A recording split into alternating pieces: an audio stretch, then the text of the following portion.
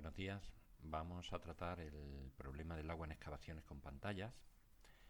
En primer lugar, veremos una serie de características particulares que hay que tener en cuenta. Después, uno de los aspectos principales, que son las redes de filtración. En el tercer apartado, problemas hidráulicos en excavaciones. Y finalmente, procedimientos constructivos relacionados con hacer excavaciones por debajo del nivel freático. Ya vimos en las presentaciones anteriores que tenemos que asegurar que se cumplen una serie de estados límites últimos y una serie de estados límites de servicio. Estos relacionados con respecto a la integridad del terreno, a la seguridad estructural, a los movimientos, etc. Dijimos también que teníamos que tener en cuenta, especialmente para excavaciones bajo el nivel freático con pantallas, una serie de problemas que también son estados límites de servicio relacionados con el agua, con la presencia de agua. Uno es que la infiltración de agua no debe sobrepasar ciertos límites, bien sea a través de la propia pantalla o bien sea a través del fondo de excavación. Y lo segundo es que si se afecta al nivel freático en el entorno de la pantalla, no tenga esa afección repercusión en los edificios colindantes. Y eso suele pasar si se hace un rebaje del nivel freático. Por lo tanto, hay que estar seguro de que tanto el hecho de excavar como en el caso de que se haga el rebaje del nivel freático no tiene consecuencias para los edificios colindantes. Recordamos aquí las ideas fundamentales en el diseño de pantallas, que dijimos que el condicionante básico cuando tenemos excavaciones bajo el nivel freático es el agua. Si el agua estuviera a un nivel mucho más profundo que el nivel de excavación, no tendríamos ningún problema. Pero si está por encima del nivel de excavación, uno de los condicionantes, quizá el más importante, como ponemos aquí, del comportamiento adecuado de la pantalla es el agua. Por eso había que hacer un diseño cuidadoso y una construcción responsable y hecha por profesionales acostumbrados a ese tipo de problemas. El segundo condicionante son las afecciones a colindantes, que en este caso, cuando hay agua, como hemos visto, también están relacionados con el nivel freático, al menos en parte. Y luego el último condicionante es la resistencia del terreno y la propia pantalla, porque estos son problemas de cálculo que están bastante bien tratados, estudiados y que tenemos controlados porque tenemos programas de cálculo y experiencia suficiente para que no sea un gran problema. Volvemos a recordar los coeficientes de seguridad, pero en este caso solo nos vamos a centrar en estos dos, que son los que están relacionados con el agua. Primero, la estabilidad del fondo de excavación y segundo, el sifonamiento, que más adelante estudiaremos con más detalle en qué consiste. Veamos ahora qué son y qué importancia tienen las redes de filtración. En el artículo 7.4 del Código Técnico define la gestión del agua. Y la gestión del agua, en cuanto a esta normativa, se refiere al control que se hace del agua freática, y ese control se realiza mediante agotamiento o rebajamiento, es decir, poner una bomba y sacar agua del terreno.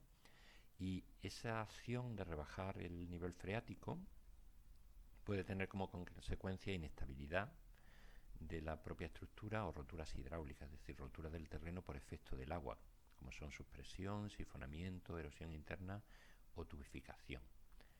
La suspresión está relacionado con la inestabilidad, sobre todo, y sifonamiento, erosión interna y tubificación son lo que llamamos las roturas hidráulicas de distinto tipo.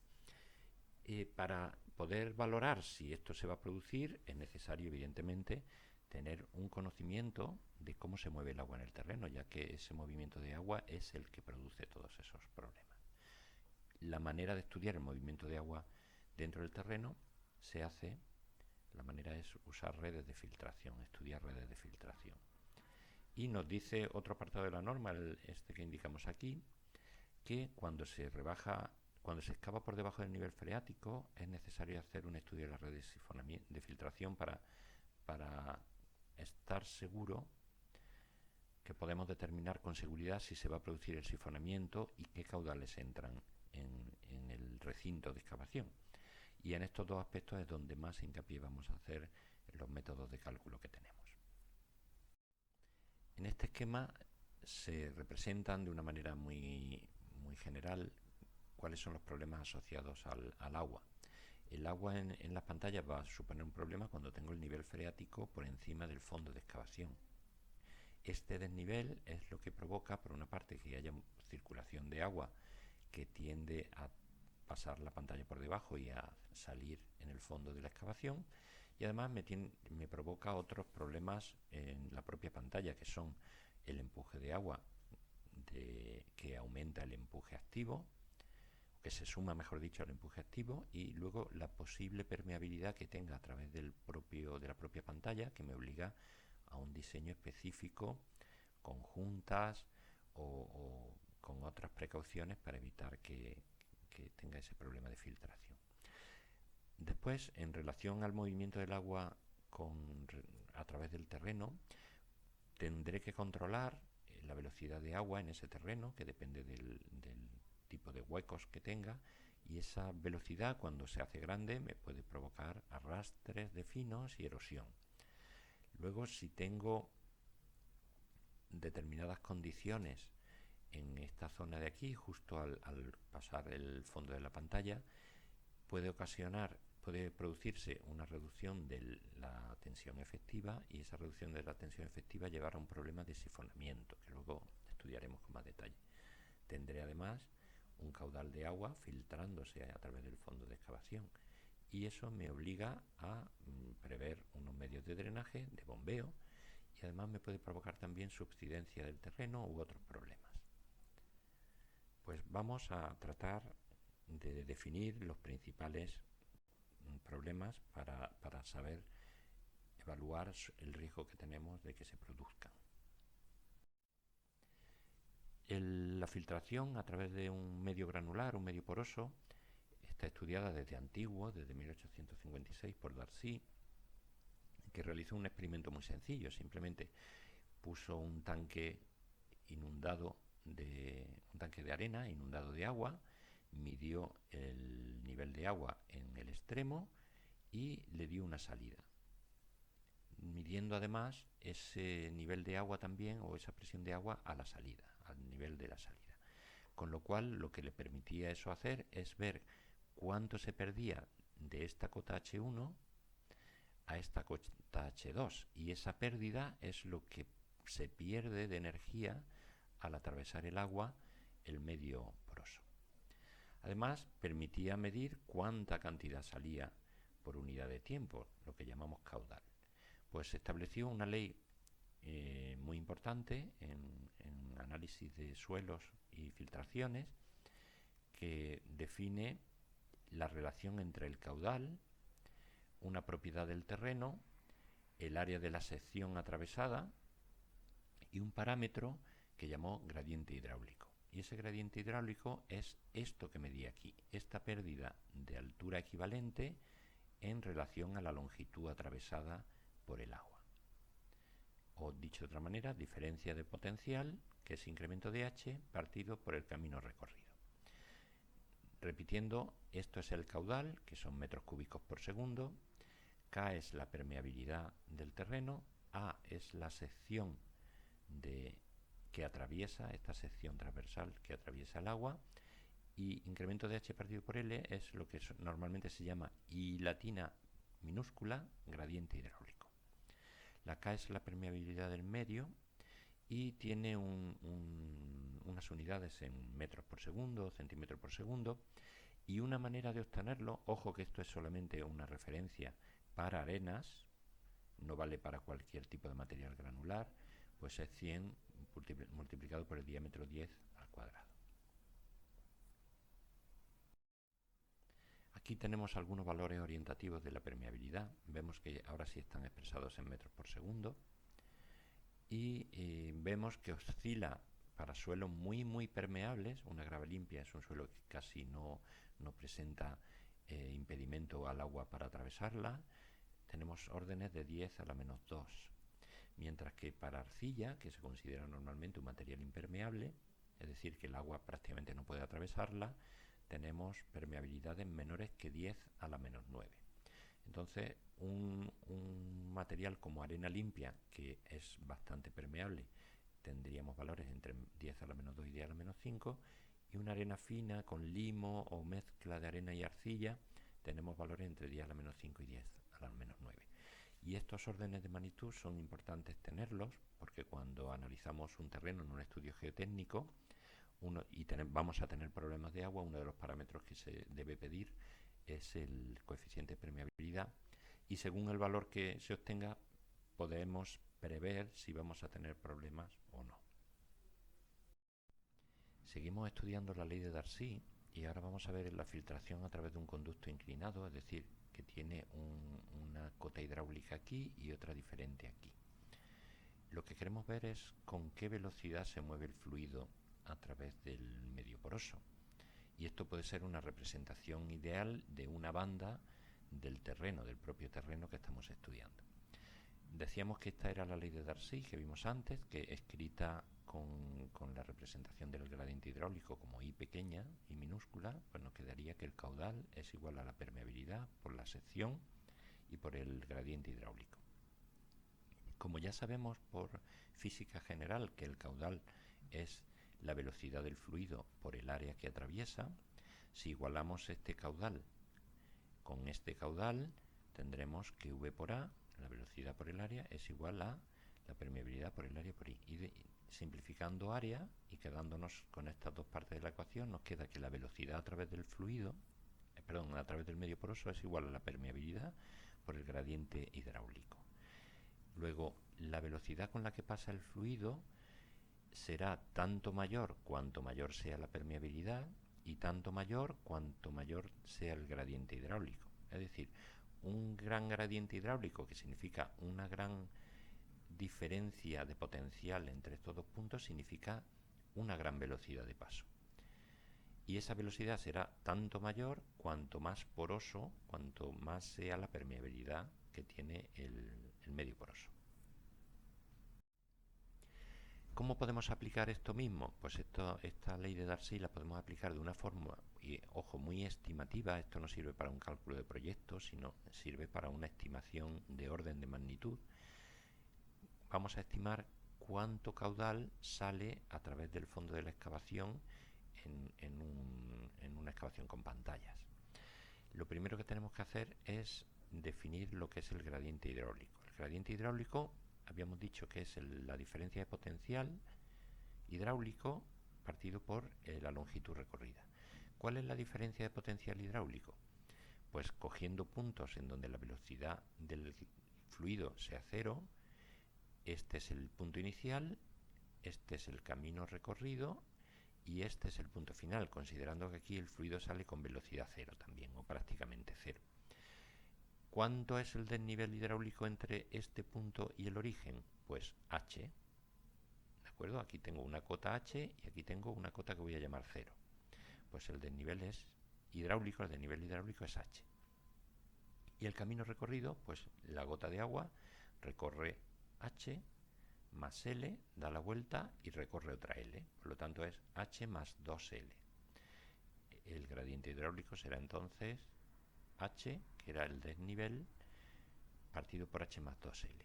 Y el caudal aproximado, suponiendo que sale uniformemente en toda el área de la excavación, será la permeabilidad, coeficiente de permeabilidad por el área por ese gradiente aproximado que hemos obtenido. Después veremos en un ejemplo si este valor y este valor son suficientemente aproximados y en qué grado. Como decíamos, el cálculo es muy simplificado porque estamos suponiendo un medio uniforme, no estoy suponiendo que haya cambio de estratos y cambio de permeabilidades. Estamos suponiendo que el caudal es uniforme en todo el fondo de la excavación, cuando eso es mentira en la realidad. El agua sale con un caudal mayor aquí y aquí en los bordes de la pantalla y mucho menos en el centro. El camino recorrido por el agua es simplificado, aunque es parecido al que suele tener, y no considera efectos de la estructura resistente del suelo, es decir, que no sirve, no es aproximado para considerar problemas de inestabilidad, de levantamiento del fondo de la excavación, etcétera, etcétera. Una vez que hemos analizado cómo se comporta un material granular cuando el agua fluye a través suya, vamos a recuperar la idea de Terzaghi relativa a las tensiones en los suelos, que nos decía que la tensión total en un punto del suelo era igual a la tensión efectiva más la presión de agua. En cualquier punto de este terreno, donde hemos implantado una pantalla y hemos hecho la excavación, la tensión total no cambia, puesto que es una situación completamente fija y estable. Por lo tanto, si no cambia el nivel freático ni ninguna otra situación y esta tensión total se mantiene constante, esta suma de sigma prima más u tiene que ser también una constante, evidentemente, porque la ecuación lo dice. Pero si vemos que la u puede cambiar según se va moviendo el agua a través de este recorrido. Entonces, puede ocurrir que la u crezca, por lo tanto, para que la suma sea constante, sigma prima tiene que decrecer, o puede ocurrir que la u decrezca, que se reduzca, y por lo tanto la sigma prima crecerá. ¿Cómo varía eso en este recorrido? Pues vamos a estudiar o estimar en el punto crítico, digamos, que es este de aquí abajo, cómo cambia esa u. A ver si lo podemos hacer de una manera conceptual, sin entrar en ecuaciones. Planteémonos estas dos situaciones para ver cómo cambia en el punto B, cómo cambia la presión de poro con la circulación de agua. Si nos planteamos primero que esta pantalla llegase a un estrato impermeable, que fuera lo suficientemente larga como para cortar el flujo de agua, al llegar al estrato impermeable, este flujo se intentaría producir, pero no puede pasar por aquí. Por lo tanto, la presión de agua en el interior del terreno en este punto simplemente este desnivel, y la presión de terreno en este otro punto es este otro desnivel. Son presiones diferentes. Aquí tendremos H más L y aquí tendremos L. ¿Qué ocurrirá si de pronto quitamos esta parte de la pantalla y abrimos el flujo? Aquí, ¿qué ocurrirá? Que de pronto la presión que había aquí, que tengo una presión suficientemente alta, que es esta de aquí, de alguna forma se libera y permite la salida del agua. Por lo tanto, aquí voy a tener una presión de agua que se reduce, al menos intuitivamente. De estar el agua como a mucha presión, es de pronto como si abriera el grifo, permito que se establezca este flujo y esa presión de pronto se reduce. Por lo tanto, aquí tendré una U menor. Sin embargo, en este punto de la pantalla, pues tendré una presión U más o menos grande, dependiendo de este desnivel, ¿de acuerdo? ¿Y qué es lo que ocurre cuando abro el grifo, como decíamos antes, cuando quito esta parte de la pantalla y admito que se produzca el flujo? Pues esta presión de pronto se ve incrementada por toda la presión que le transmite esta parte de la izquierda. Por lo tanto, esta presión de agua aumentará. Y ese aumento de presión es lo que hace que el agua suba para arriba. Aquí el agua está estable, sin movimiento. Aquí de pronto sube a contrapendiente, digamos, a contrapresión. En este punto entonces se ha producido aquí una reducción de presión U y aquí un aumento de presión U. Veamos si podemos establecer una condición matemática para el sifonamiento. Estudiamos este camino, esta parte del camino ascendente de B a C para el agua, y sabemos que en este punto B lo que vamos a tener es un incremento de la presión de agua, por lo tanto una reducción de la tensión efectiva. Esa reducción de la tensión efectiva, dependiendo de las condiciones y de cuánto aumente la presión de agua, puede llegar incluso a anularse, y ese sería el caso más crítico, puesto que si se anula la tensión efectiva, lo que está pasando es que las partículas de suelo pierden el contacto entre sí, y si pierden el contacto entre sí, lo que ocurre es que en lugar de un suelo tenemos un agua espesa, un agua densa, llena de granos, pero que no pueden transmitir la tensión porque no están en contacto. Por eso es tan peligrosa, no tendría ninguna resistencia. ¿Cómo se puede expresar esa situación? Pues con esta ecuación que no vamos a explicar de dónde viene con detalle, sino simplemente el significado de cada término, que nos dice que la tensión efectiva en el punto B sería la tensión efectiva en reposo menos la reducción de tensión efectiva debido a la presión de agua, al incremento de presión de agua. La tensión efectiva en reposo es simplemente esta altura por la densidad sumergida, puesto que este terreno está sumergido, y lo que se ha reducido esa tensión efectiva, o lo que es lo mismo, lo que ha aumentado la presión de agua, es la densidad de agua, el peso específico del agua, por el gradiente hidráulico y por el camino recorrido. El camino recorrido desde B hasta el punto de referencia es L, siendo el punto de referencia este, porque aquí la tensión de agua es cero, la presión de agua es cero. Bueno, pues cuando esta tensión efectiva llega a hacerse cero, se puede establecer con esta condición y por lo tanto con un valor de I crítica que se producirá o que equivaldrá a la relación entre peso específico sumergido y peso específico del agua. Ese es el máximo valor que se puede producir o que se produciría de gradiente para que el terreno pierda completamente la tensión efectiva. Y por los valores que suelen tener estos parámetros, eso suele ser del orden del valor de la unidad. Se puede calcular también en función del peso específico saturado, con esta expresión que es la densidad sumergida, que es igual a la densidad saturada menos la del agua, partido por la densidad del agua. Y eso equivale a este valor.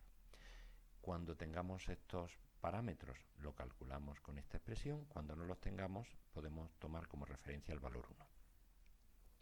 Por lo tanto, ¿cómo compruebo la seguridad frente a sifonamiento?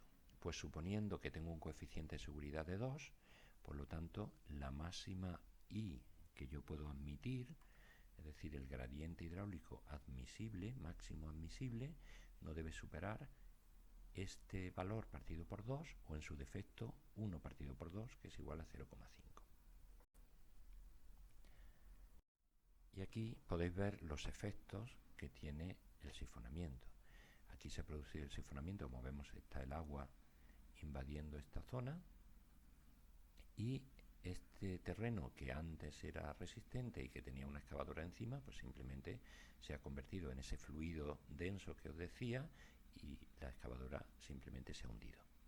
Por eso es tan peligrosa, como decíamos, este problema. Y por tener una imagen visual de cómo son las redes de filtración, y es como se estudiaban cuando no existían medios informáticos, y ahora se estudian con elementos finitos, aunque los elementos finitos trazan estas mismas líneas. Estas líneas se llaman líneas de corriente, representan el camino que seguiría una gota de agua que arranca aquí y se va moviendo a través del terreno, siguiendo los desniveles de potencial o de presión máximos que se va encontrando. Esos desniveles están representados por estas líneas que se llaman líneas equipotenciales, y son las que representan los puntos del terreno que tienen igual potencial hidráulico. Y esta sería la configuración de cómo se produce la filtración, una visión más o menos gráfica de cómo se produce la filtración. Vemos que aquí la separación entre líneas es amplia, significa que la velocidad es pequeña, y aquí es muy concentrada y significa que la velocidad es alta.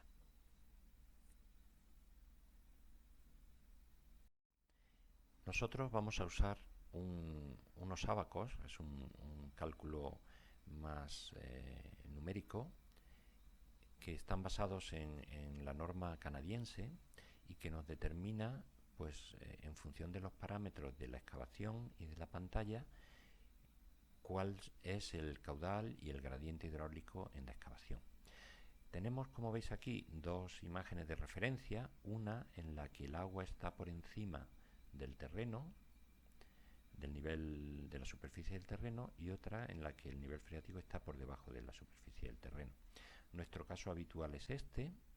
Sin embargo, este tiene importancia si estamos construyendo una pantalla que protege de un embalse, de un río o algo similar, o estamos en medio marino, en medio costero, cuando hacemos excavaciones en el entorno de un puerto, por ejemplo. Sin embargo, nosotros nos vamos a centrar en esto porque esta situación es la que nos encontramos en medio urbano. Y como veis, lo que acotan las variables pues es el semiancho de la excavación, el desnivel entre el nivel freático y el fondo de la excavación, eso es H, el desnivel o la longitud de empotramiento de la pantalla, que es D sub 2, la distancia entre el pie de pantalla y el nivel freático es D sub 1, la distancia entre el nivel freático y el terreno impermeable, que siempre hay que tener una referencia de terreno impermeable, es D sub 1, y la diferencia entre la distancia entre el fondo de excavación y el fondo o el estrato impermeable es D sub 2. El B mayúscula es simplemente el ancho total de la excavación. Y como vemos, aquí tenemos un ábaco gráficamente representado en donde podemos entrar con la relación D1T1, buscamos nuestra relación T2 partido por B y obtendremos la relación phi sub 1. Y si hacemos lo mismo con D sub 2, T sub 2, hasta T sub 2 partido por B, obtendremos phi sub 2. Y a partir de phi sub 1 y phi sub 2 podemos obtener los valores de caudal y gradiente hidráulico. Aquí tenemos esas expresiones.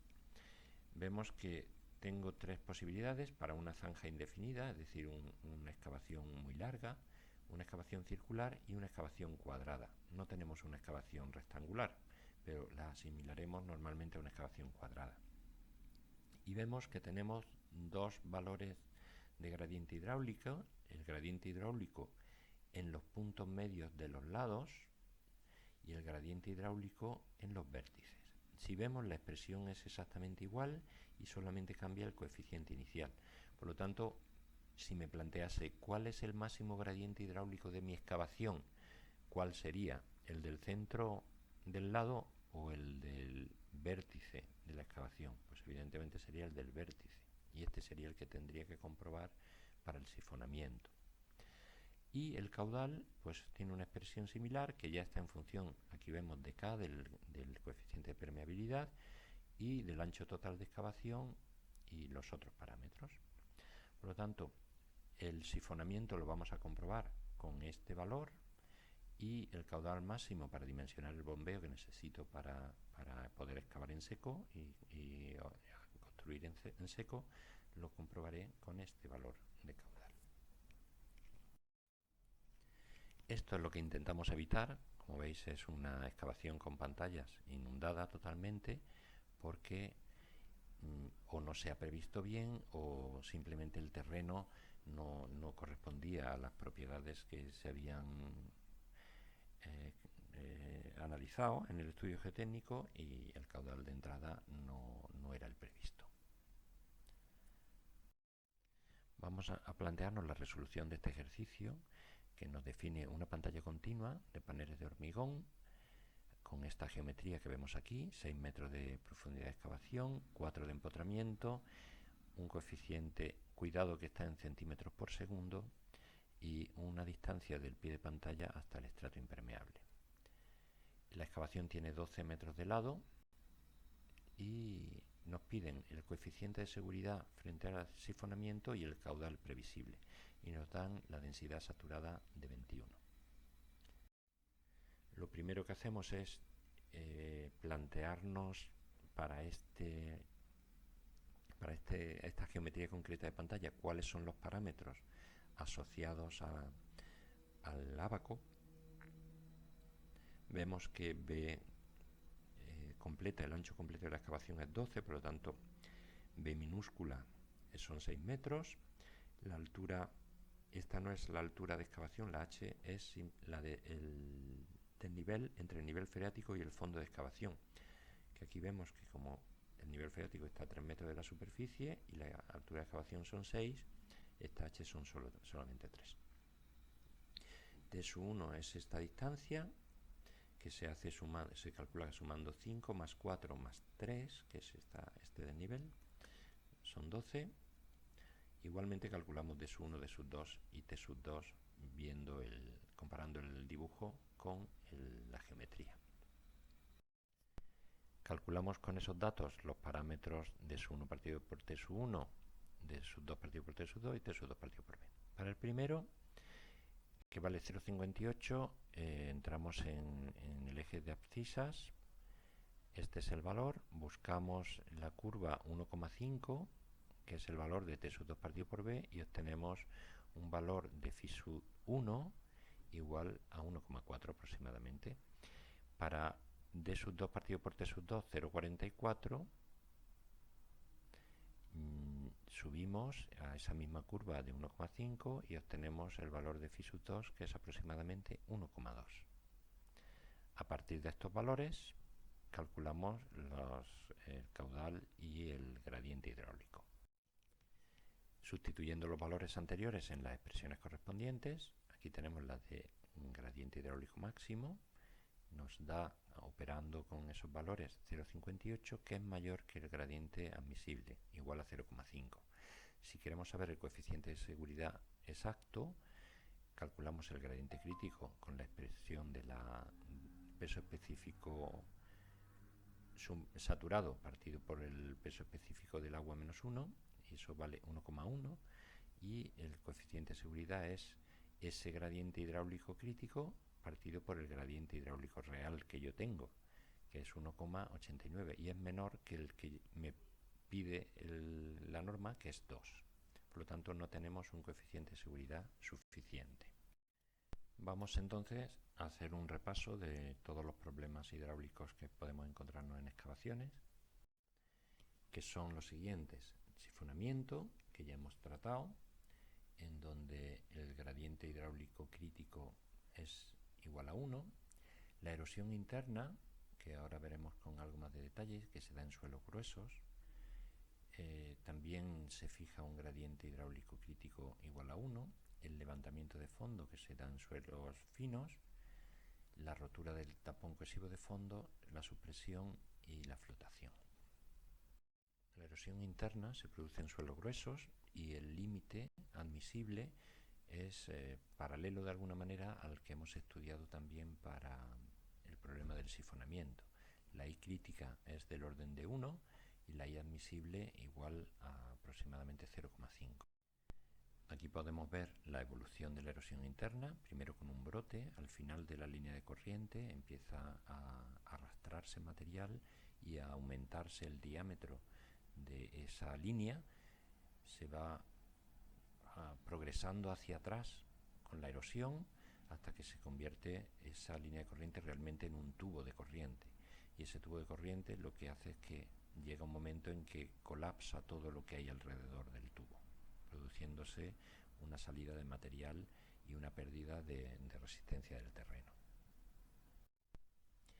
El levantamiento de fondo se mide a través de un coeficiente de seguridad que determina lo cerca que estamos de que este bloque considerado junto a la pantalla se levante.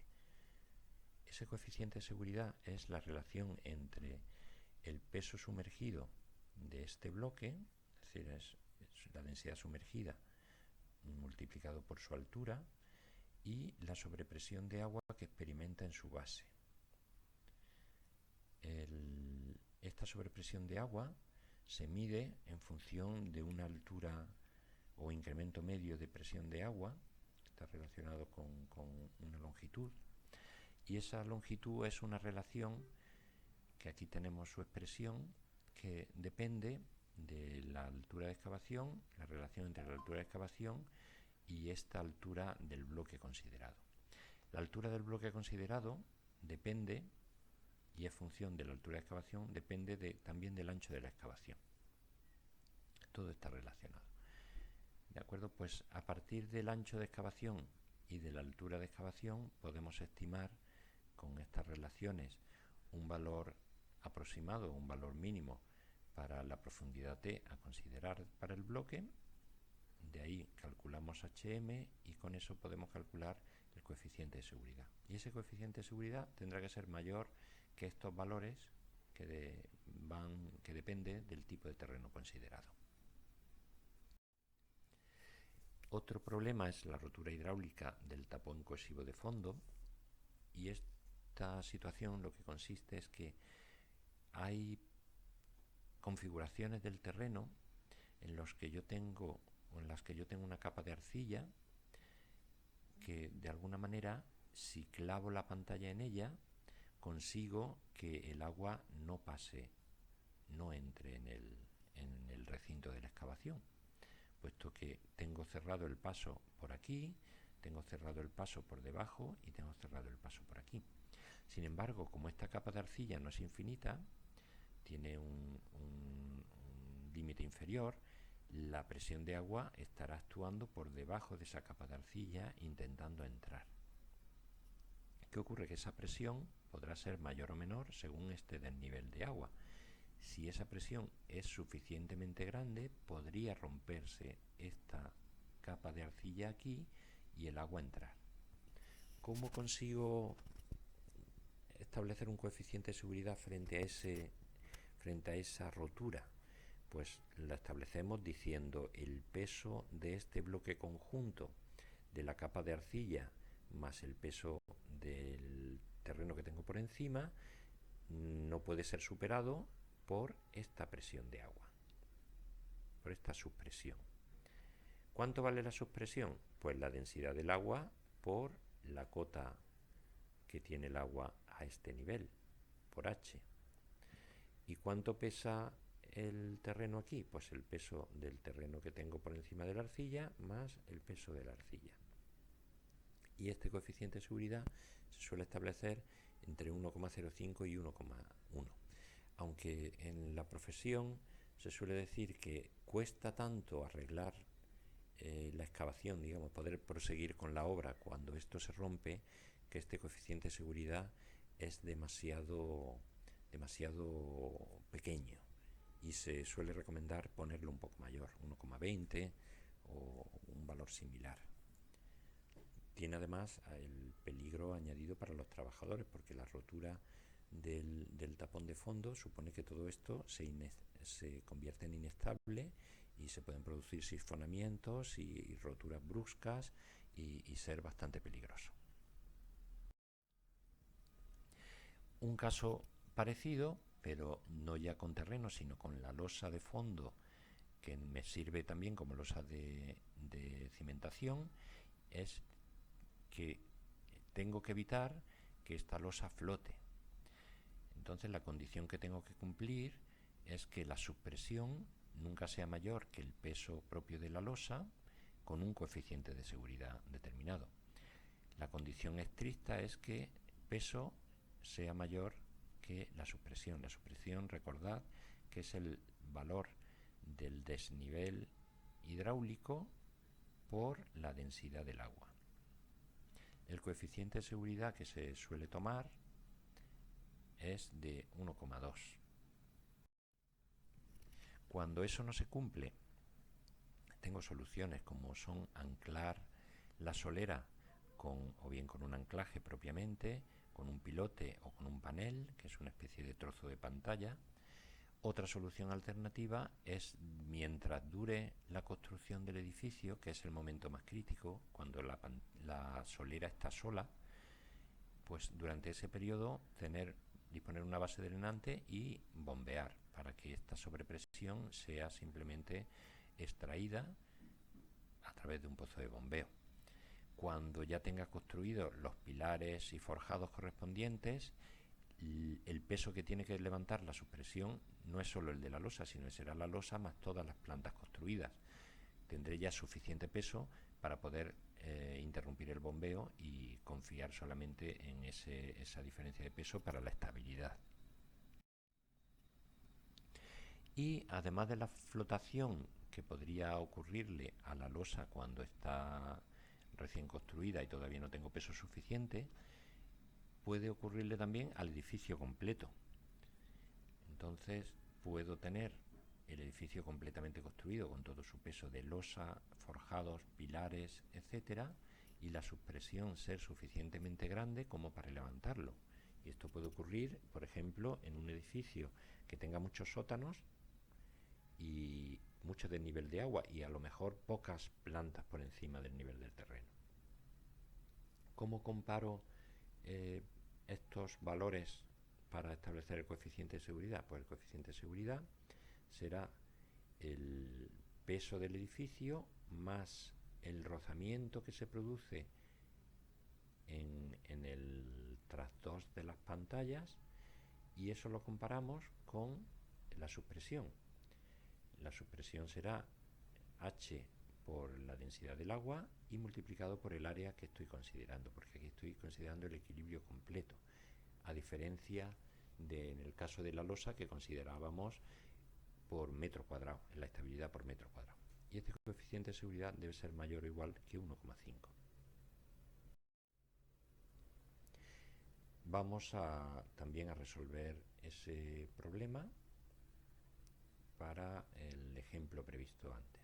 Vamos a ver el coeficiente de seguridad frente al levantamiento de fondo, el canto que tendría que tener la losa de hormigón, y si ascendiera el nivel freático desde la posición inicial hasta superficie, si cambiarían los valores anteriores.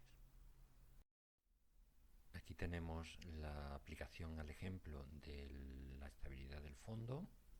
Vemos que el coeficiente de seguridad es igual a la densidad sumergida por el valor de T. T vamos a tomar que en este caso es el empotramiento, y ese empotramiento cumple la condición de que para el ancho de excavación dado, que veíamos aquí, fuera mayor que este valor, que 0,5 la altura de excavación. Como eso se cumple, está bien considerado el empotramiento como valor de T, y en este caso eso lo hemos comparado con el caso de B igual a H, porque B vale 6 metros, que es igual al fondo de excavación.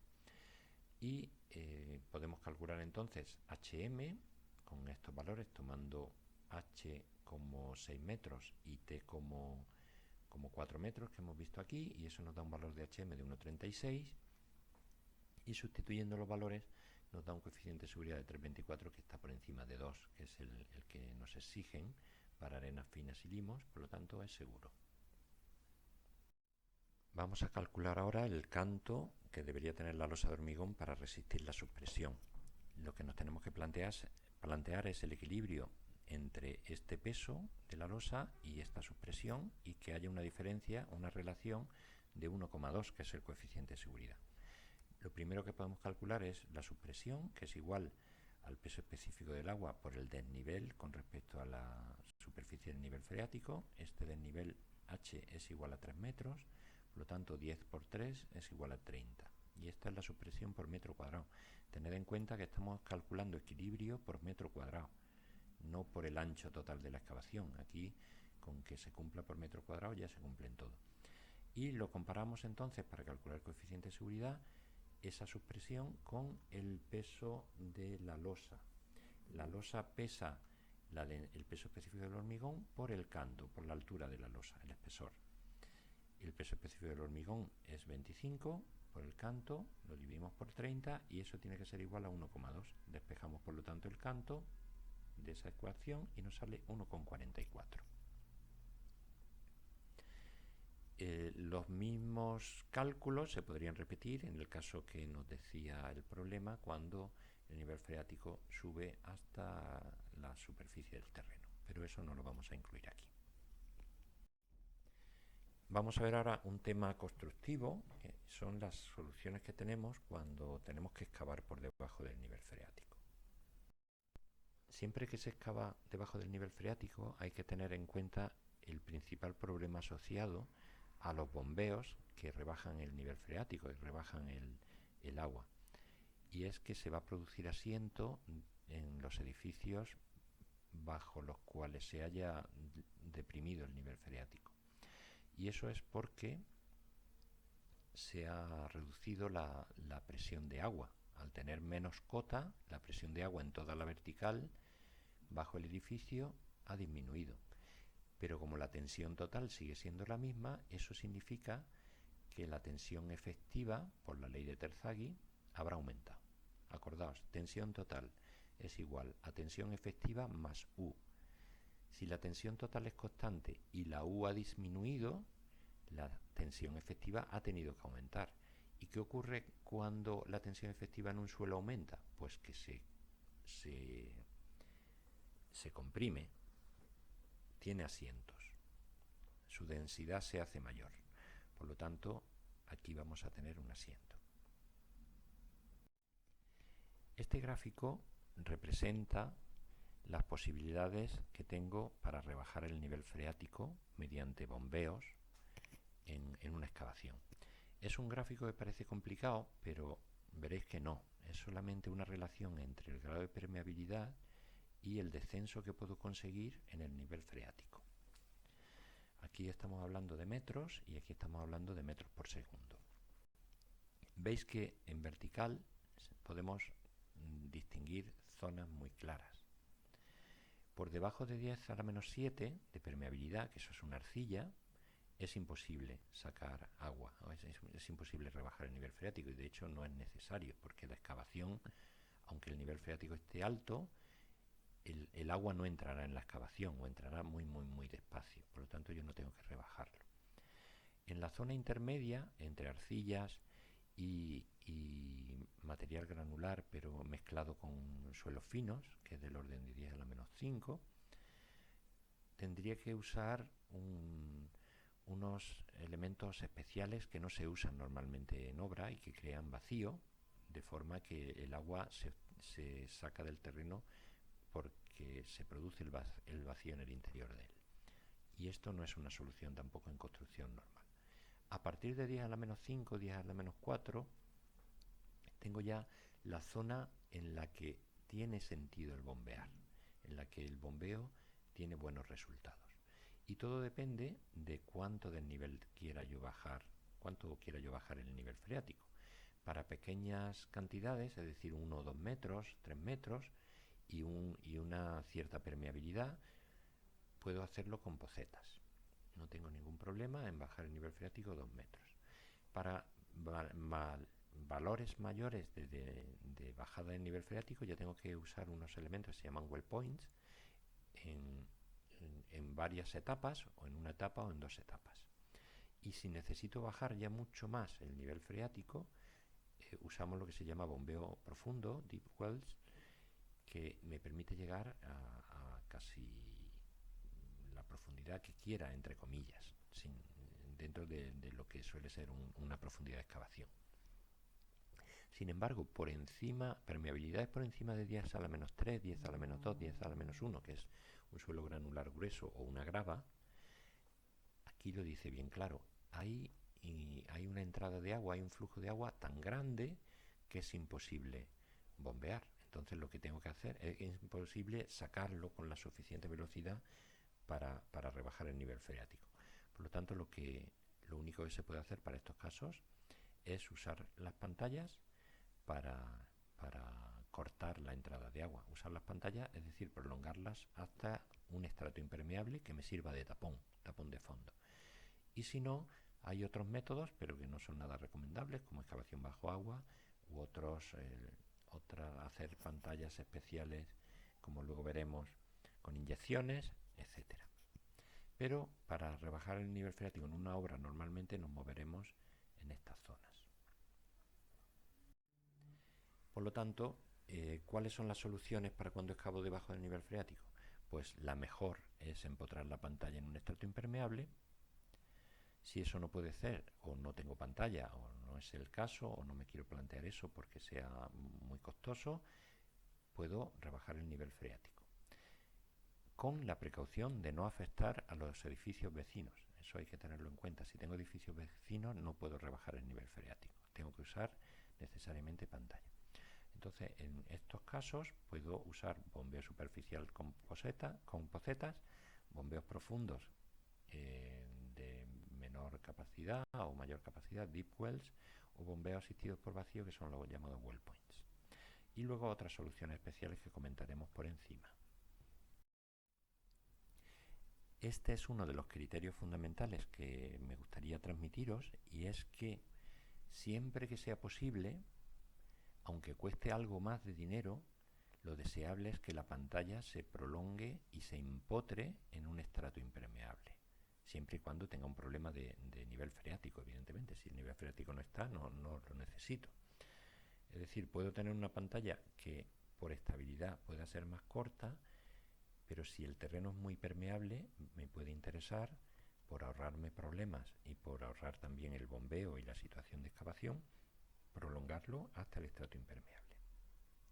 Eso es un criterio que debemos aplicar siempre y cuando tengamos el estrato impermeable cerca del límite que me establece para la pantalla la estabilidad. Entonces lo que tendré es una situación como esta. Yo habré prolongado la pantalla hasta el estrato impermeable, como aparece aquí. Este es mi recinto de excavación, rodeado por la pantalla, y lo único que tengo que hacer es rebajar el nivel freático, que inicialmente es una piscina. Esta excavación empieza siendo una piscina, lo tengo que ir rebajando para poder seguir excavando, hasta que llego al límite de excavación, y en ese límite hago una poceta, y el agua me va a ir entrando en esa poceta, que es un lugar un poco más bajo que el resto de la excavación, y con un bombeo lo voy extrayendo. Esa es la situación ideal. Aquí tenéis ejemplos. Esto es un poco la representación real de ese caso que hemos visto. Aquí tenemos otras situaciones con pocetas en la zona central. Aquí está situada en la esquina, que es por donde, si recordáis, se produce la máxima entrada de agua, y aquí tenéis otro caso también en donde la bomba está protegida. Cuando no tengo este caso, me voy a encontrar con situaciones que no son las ideales. ¿Cuáles son? Pues si no tengo pantalla y estamos hablando de una excavación normal en talud, pues tendré esta situación no deseable en que el agua me entra a través del talud y a través del fondo de la excavación. Y cuando tengo pantalla, el agua me entrará por debajo de la pantalla. Entonces, cuando tengo estas situaciones y no puedo construir pantalla, como en este caso, o es muy caro, o aquí la prolongación de la pantalla no se puede hacer porque es muy caro o porque no existe este estrato impermeable, pues me tendré que plantear que tengo que controlar el nivel freático bombeando. Ya hemos dicho cuáles son los tipos de bombeos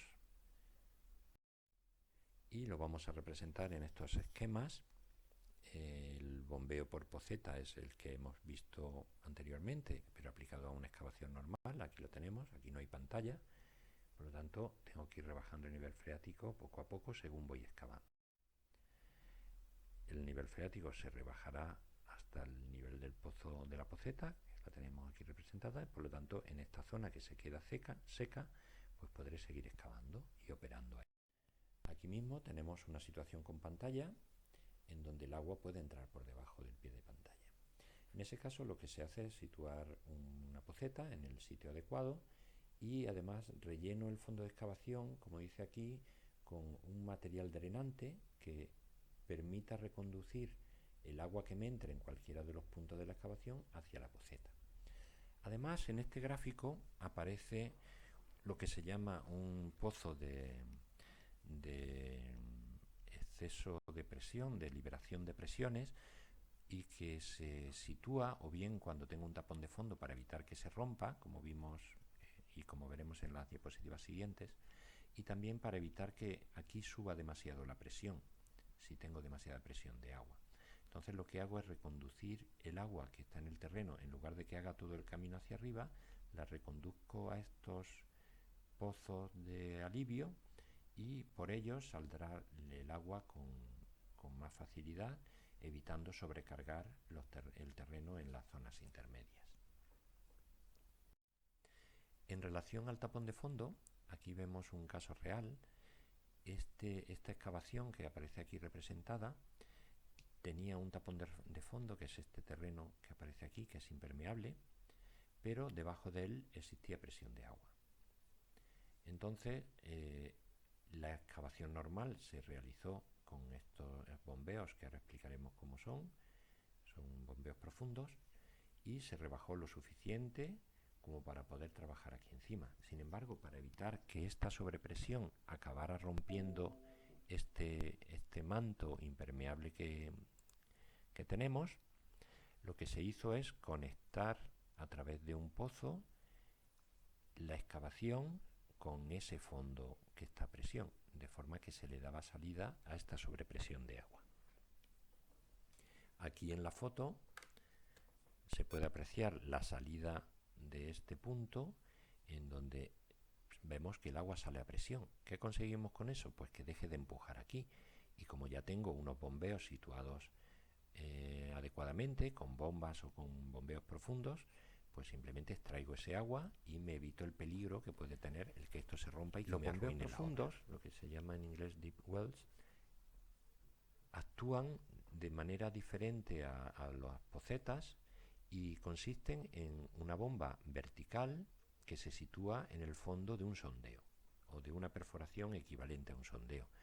Con eso puedo extraer el agua desde una profundidad mucho mayor, por lo tanto el rebaje que consigo del nivel freático es mucho mayor también. También será, por lo tanto, este es el rebaje del nivel freático, la afección que produzco en los vecinos, y además tanto más lejos llegará la afección a ese nivel freático, por lo tanto, tanto más cuidado tengo que tener en que no tener ningún edificio cercano. Aquí tenemos una representación de detalle de cómo es el pozo tipo sondeo con la bomba sumergida en el fondo y las conducciones necesarias para extraer el agua. Podemos aplicarlo, igual que en el ejemplo anterior, que era con pantalla, a un ejemplo, a una excavación sin pantalla. Ponemos el pozo de bombeo profundo en la situación correspondiente y con eso rebajo el nivel freático a uno y otro lado. En este pequeño gráfico lo que quiero representar es dos soluciones posibles cuando tenemos excavación con pantallas. Una es situar el pozo profundo por fuera de la pantalla y otra es situar el pozo profundo por dentro de la pantalla. ¿Qué ventajas tiene una y qué inconvenientes? Pues si los situamos por fuera, lo que vemos es que el rebaje, aquí se ve muy claro, el rebaje del nivel freático va a afectar a todo el terreno del trasdós de la pantalla hasta bastante distancia, puesto que el bombeo quiere provocar una bajada del nivel freático muy grande. Por lo tanto, afectaría a todos los edificios y todos los edificios cercanos puede que tengan asientos. Y en este otro caso lo hago dentro de la pantalla y contando con que en este dibujo este terreno es impermeable. Pues si este terreno es impermeable, al final el rebaje se produce única y exclusivamente dentro del recinto de la pantalla y el rebaje del nivel freático no afectará para nada a los laterales. Este es uno de los motivos adicionales por el que conviene prolongarle el empotramiento de la pantalla hasta el estrato impermeable, porque así cuando rebaje el agua dentro del recinto de la excavación no voy a afectar para nada a los terrenos y a los edificios vecinos. Aquí tenéis una representación, una foto de un caso real de bombeos profundos. Estos son los pozos que penetran en el terreno y tienen la rejilla de admisión en el fondo, sube para arriba con estas conducciones y aquí tenemos la instalación de bombeo correspondiente. Aquí tenemos otra excavación, vemos que hay mucha densidad de bombeos profundos, lo que es señal que aquí el nivel freático es muy alto y además de como se ve también en el material que estamos excavando, que es una grava, un material granular grueso, por eso necesita una excavación fuerte para evitar la entrada de agua tan grande que se produce. Los well points son bombeos asistidos por vacío y su funcionamiento es algo diferente. Se introducen unas conducciones en el terreno hasta la profundidad deseada, muchas conducciones, y en el punto más profundo de esa conducción se provoca el vacío, de forma que el agua tiende a orientarse hacia ese vacío y sube por la conducción hasta el bombeo que produce el vacío en todas esas conducciones pequeñas que hemos dicho. De esa forma se consigue extraer el agua sin tener una bomba introducida en el fondo de la conducción. Aquí tenéis otra vez el esquema con un poco más de detalle y aquí la representación. Todos estos pequeños tubos que aparecen en el perímetro son estas lanzas, digamos, lanzas de extracción que aspiran, como dice aquí, tanto aire como agua. Y con eso se puede bajar el nivel freático hasta 5 o 6 metros, y si fuera necesario más, se establecen varias etapas. Aquí tenéis varias etapas. Una primera rebaja estos 5 primeros metros y una segunda rebaja los 5 siguientes. Aquí tenéis un ejemplo de establecimiento de doble etapa en una excavación a cielo abierto, sin pantallas. Más detalles, aquí la tenemos también, con esta conducción perimetral que realiza la toma desde las lanzas, y luego con algunas conducciones puntuales se sube hasta el elemento de bombeo, hasta la bomba propiamente dicha. Otras soluciones especiales, cuando no es posible el bombeo, son lo que llamamos jet grouting, que consiste en inyectar el terreno para reducir su permeabilidad y crear tapones de fondo. Y otra que no se usa en construcción normalmente, pero se puede usar en casos muy especiales, es la congelación del terreno. El jet grouting es un procedimiento por el que se inyecta en el suelo una mezcla a presión, una mezcla de cemento y otros elementos, de forma que reduce la permeabilidad del terreno y también lo consolida, puesto que lo desplaza por esa presión con la que se transmite. El procedimiento es clavar la lanza que va a inyectar el material. Ese material se inyecta girando, por lo tanto se va generando una especie de cilindro de nuevo material que por la propia presión va desplazando el terreno y lo va comprimiendo, y va generando un cilindro de un material mejor, impermeable, y que tiene cierta rigidez, aunque no es propiamente resistente. Según se va extrayendo la lanza, se va generando este cilindro hasta arriba, y con eso se van generando primero cilindros alternos y luego entre medias se genera el cilindro que los une, y de esa manera se forma una especie de pantalla podríamos llamar, de pilotes de jet grouting secantes. Aquí tenéis varias imágenes en donde se ve qué soluciones hay para la inyección de esta lechada, con una sola inyección, con agua, aire, lechada, en donde se van mezclando 3 fluidos distintos, con doble fluido o con superjet, que ya tiene una presión especial. Como veis, la mezcla que se inyecta puede ser lechada sola, agua, lechada independientemente, o agua, lechada y aire todo junto. Aquí tenéis más representaciones del mismo proceso del que hemos hablado antes.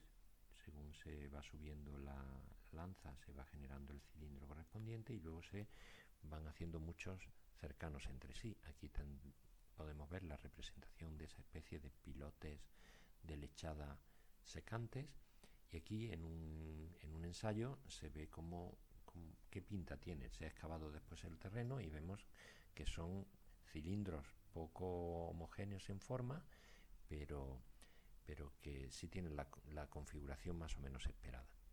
Lo que no hay que equivocarse es que en confundir esto con un pilote.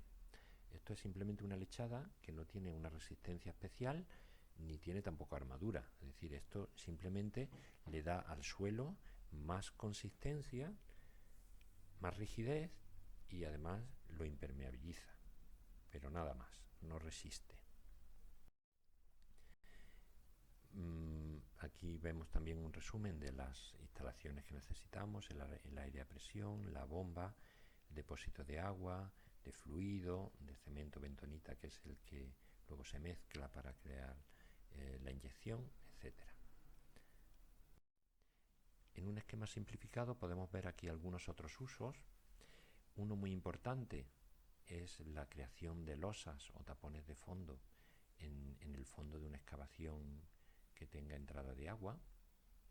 Simplemente se trata de crear una especie de alfombra de pequeños cilindros superpuestos secantes entre sí para crear esa alfombra o ese tapón de fondo impermeable que evite la entrada de agua.